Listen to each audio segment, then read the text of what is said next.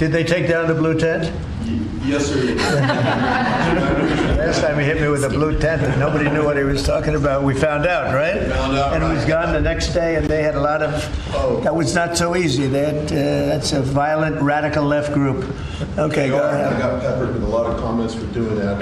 They still have their First Amendment right, though. They're still out there protesting. well, I'm not You've got so an sure. amazing team behind you. You've done an awesome job for D.C. I want to get ahead of a story that I think might come out. You pushed out an email earlier today, really showing dozens and dozens of local media in Memphis highlighting all of the violent crime in that city.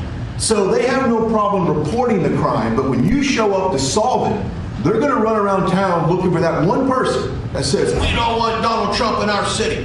What can you say to the media there in Memphis, Tennessee, to help let them know the people want you there in their city? Well, I'm not sure they found that person, because I saw them doing some interviews, and it looked like they were looking, but they were very, in fact, that producer, that person, I think they lost their jobs, because everybody was saying, we want Trump to be there, they want the people right here to be there. Look, it's very simple. In Chicago, they're getting beat to hell, they're being shot. If you lose 6 or 7 people die over a weekend, they consider that a successful weekend.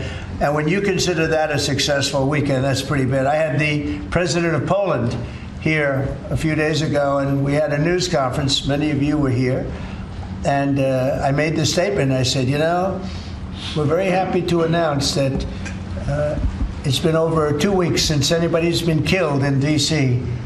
And he looked at me like, is that supposed to be good? He's looking like, what kind of a place is this?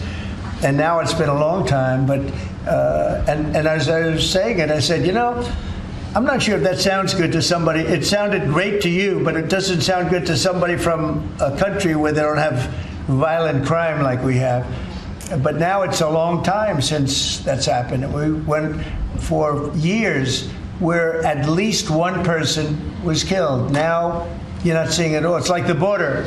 Millions of people a year ago, millions of people poured into our country. In the last 3 months, there have been 0, as reported by largely Democrats, actually.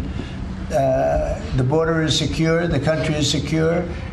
We've got the hottest country anywhere in the world. And I'll tell you, a year ago, we were a country in tremendous trouble, probably a dead country if it continued.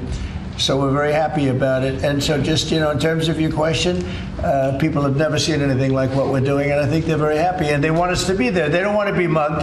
Who would say, gee, I don't want the National Guard? And you need that in terms of numbers. And also, you look at those guys, I looked at them, they're rough guys. They're, the Supreme Court voted recently on merit. We're a merit-based country again. I said they had tremendous courage to do that. We're a merit-based country again. When I looked at the people that were patrolling the streets for the National Guard and for others, I could see we're merit-based. They were rough-looking, they were tough-looking, and they love our country. So that's where we are, Brian. Thank you. Thank you very much.